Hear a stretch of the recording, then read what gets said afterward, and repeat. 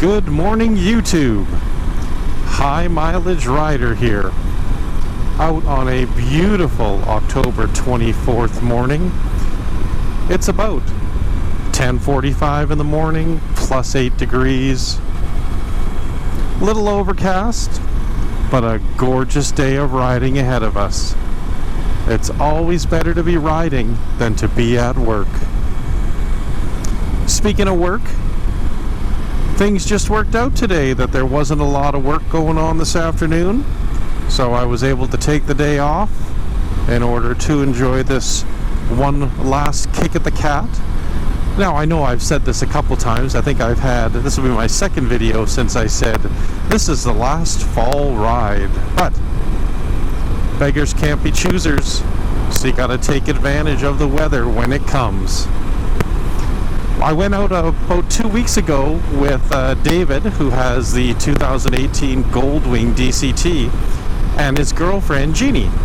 Unfortunately, I lost the footage of the video. Well, didn't lose it. I wrecked it trying to import it off of my GoPro, because I am still quite new at this vlogging thing. But I did manage to save the pictures, so I will insert here the pictures of our ride a couple weeks ago. We went out near the Genesee plant, did a loop around Pigeon Lake, where we stopped at the village in Pigeon Lake, and had some lemon pepper wings, an amazing hot chocolate, and some great conversation.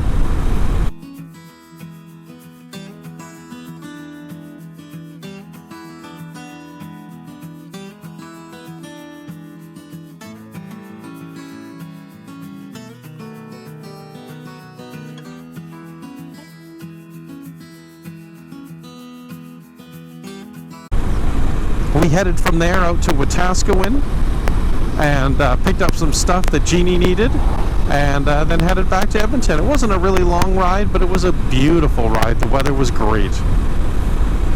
And I gotta tell you that Jeannie, she's a hell of a gal. Not sure how David conned her into hanging with him, but hey, kudos to him. Anyways, back to our video today. So luckily here in Alberta in Edmonton, Alberta, we've not had any snow yet. Just cooler temperatures. You know, we've been around -5, -7 at night, and daytime highs normally 3 to 6, 7 degrees. Today, as I said, is supposed to get up to about 14 degrees. Hence the ride. At the beginning of the video, you saw I was coming off Highway 14 onto Highway 21, which to the left goes to Fort Saskatchewan, and to the right goes through Hay Lakes, New Sarepta, all the way down to Camrose. So I figured we'll start our day going to Camrose, stop for a little food, and then see where the day takes us. So after my last trip to Kelowna, where I was driving in the pitch dark in BC, I realized that even with my headlights working, and that problem has been fixed, by the way, it was just a bulb that was burning out. Even with my high beams on with no one else around, or my low beams with other cars around, I just wasn't happy with the amount of light I had from the front of the bike in the pitch dark. I mean, here in Alberta, no matter where you ride, there's always some street lights somewhere and some ambient light, lots of other cars. But when you get into some of the more remote areas where it's just pitch dark, it's nice to have a little more light. So I put on these auxiliary lights a couple weeks ago, got a killer deal on them. On my previous bikes, I've always run the rigid LEDs, and they run about 1,500 lumens a side, and they're about $300 for the pair. And then you have to buy the wiring harness. It's generally about $70, and then mounting clamps, which can run you $30 to $50. So you're looking about close to $500. So these ones are called Speed Demons.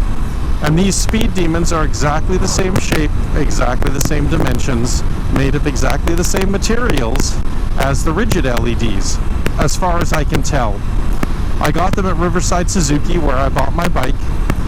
Each fog light was $39. The wiring harness was $50. So that's $110, and then it cost me about $40 for the clamps, so $150. And I was able to cut a little hole into a piece of metal on my bike where there was nothing underneath, and nothing underneath here, and I was able to put my on-off switch for the auxiliary lights, which is awesome. And I gotta tell you, sorry, one sec, this is Hay Lakes.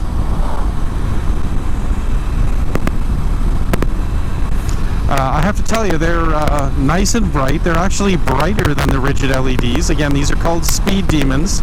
It's the 6 LEDs per light.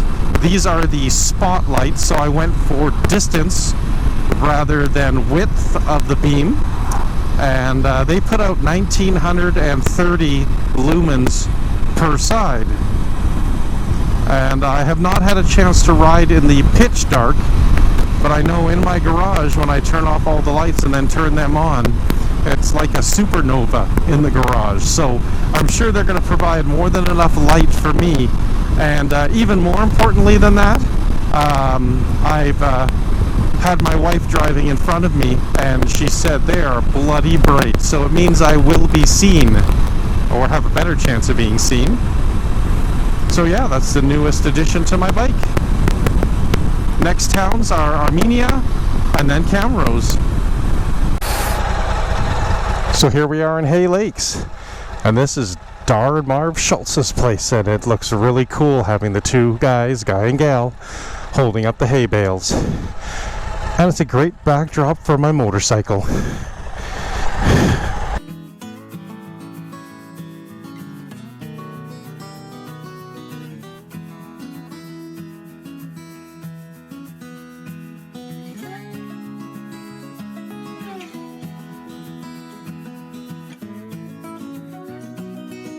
So this is our cool little traffic circle to Camrose. We could go right to Wetaskiwin or straight ahead to Three Hills, and that would actually take you out to Drumheller, which is a nice little drive. It's about probably 8 hours round trip, and unfortunately it was just a little too chilly this morning to get out at that time and go that far of a distance.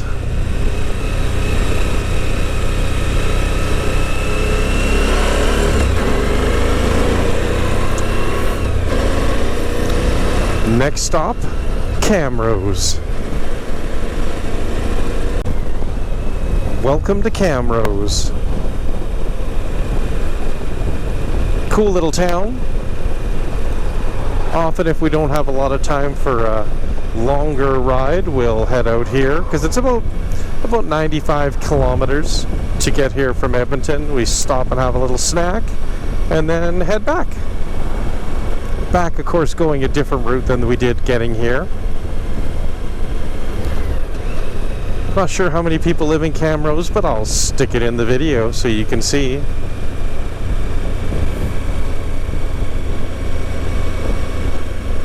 There was a bike shop in town here, kind of infamous, if you like, for bringing American Harley Davidsons in for sale. It was called the House of Thunder. I don't know if it's still here or not, but let's have a little look. I know we come here every time. We've been unable to find it, but we'll give it the college try. Okay there, fans. Apparently the reason we could never find the House of Thunder at their new location, because they're not actually called the House of Thunder. They amalgamated with a place called Brokers Marine and Sport. It's coincidentally right beside where I stopped. So let's take a look in here and see what they brought in for bikes for little Eddie. Little Eddie looking for a Sportster. We'll see you inside.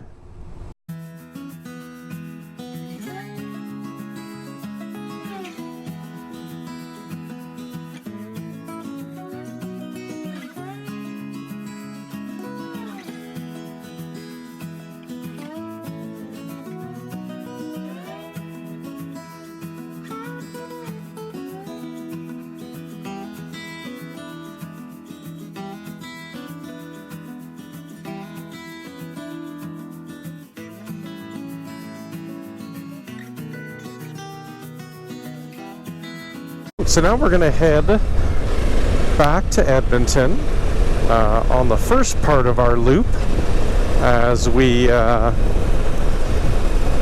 pick a different way back.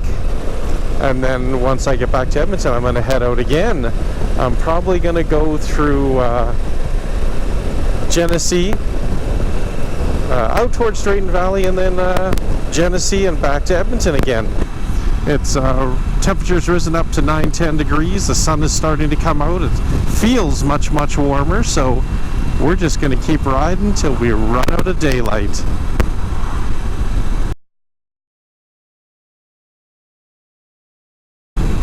So as an update to my buddy Ken's 2008 Super Glide with the 96 cubic inch motor, you may remember him from our last video in Kelowna where he had the catastrophic failure. Well, they've gotten his bike all together and apparently it's purring like a kitten. I believe the total bill ended up being around $3,800. And I may miss a few things here, but I believe it included the new speedometer, the new stator, the new regulator, the new battery, the new primary gear pack. I'm not sure if they did the chain and the chain tensioner. I don't know if they did.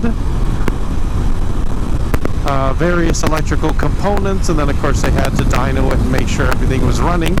They'll never know what caused the problem to begin with because, oh, and a new ECU or ECM, whatever it's called for the motorcycle, the main computer chip that runs the bike. What else?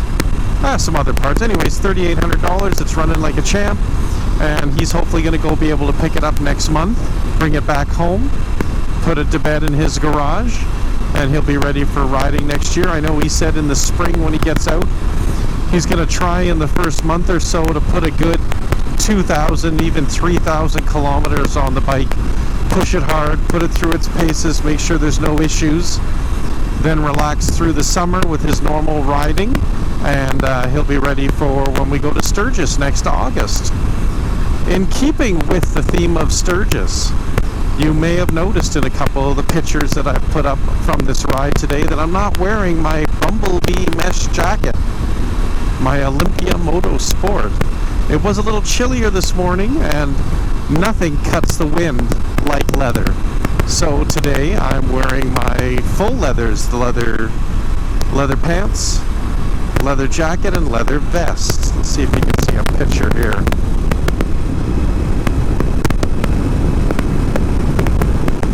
So I am looking like a badass biker on a V-Strom 1000.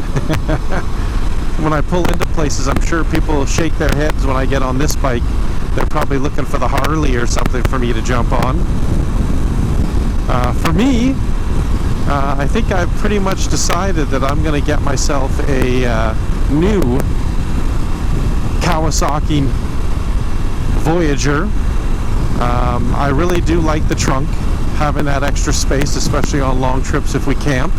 And there are modifications you can make out there to make the trunk as close to a quick release as you can. It takes like 3 minutes to take the trunk off. And then you've got a stripped down bagger if you like. I like having the fixed fairing. I do find a difference in the wind and in slow speed maneuvering because there's no weight on the bars, on the forks. The price is right. I think what I'm going to do is head to Blackfoot Motorsports in September of the year that I'm ready to buy. So at the end of the season, I'll drive one of their demo bikes, which would be a new bike from the previous season. And the demo bike I was on this year had 2,000 kilometers on it, and they wanted $17,500 for it, and it's normally $20,500.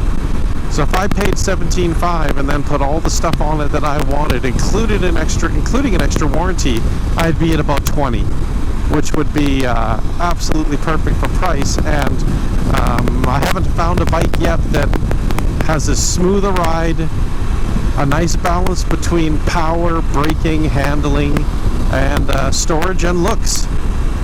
So I think that is the bike I'm going to get, unless there's just an amazing deal on one of the other bikes I like that costs triple what the Kawasaki does. So hopefully, next year I'll be riding the V-Strom, and I'll take that to Sturgis. And hopefully the next year, which would be 2021, hopefully at the end of that season, into the beginning of 2022, I will be able to buy my retirement bike, because the plan is to retire in 2024. But we'll see what life has in store for us, because as always, things don't generally go as planned, and you just gotta roll with it.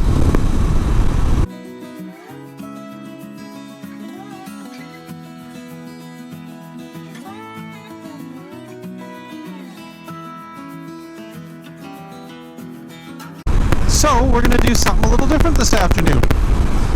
As I was moseying along here, trying to decide what direction to go next, I was just chatting with my good buddy Heath, and he has time in between estimates to meet up for lunch. So we're going to meet at Denny's in Sherwood Park on Pembina Road for a little bit of lunch. I'll see how his day is going. I will gloat that he is working for the man, and I am out footloose and fancy free on my motorcycle until my wife, who wears the pants in the family, says I have to be home for supper. Although I was told it's my night to cook, and I am an amazing chef. So I'm going to go to Curry Corner and pick up lamb biryani and naan bread for supper. That sounds good. We'll see you guys in a little bit.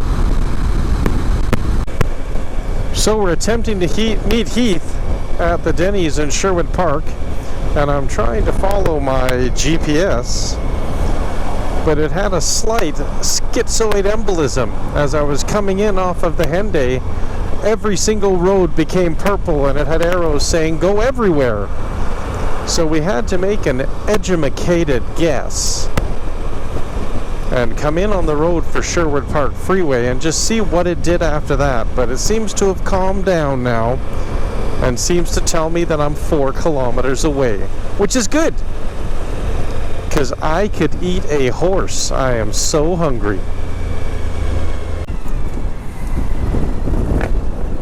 Okay, looks like we figured it out.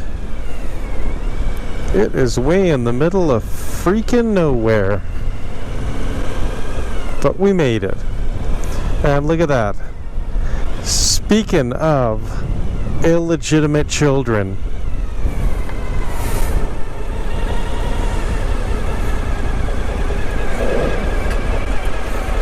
what a homo! So just met up with Heath for lunch at Denny's. It was awesome seeing him. I haven't seen him for about a week or so. He's been busy at work. His son Riley just got a job at Hertz Rent-A-Car while he ponders what he will be doing next year for school.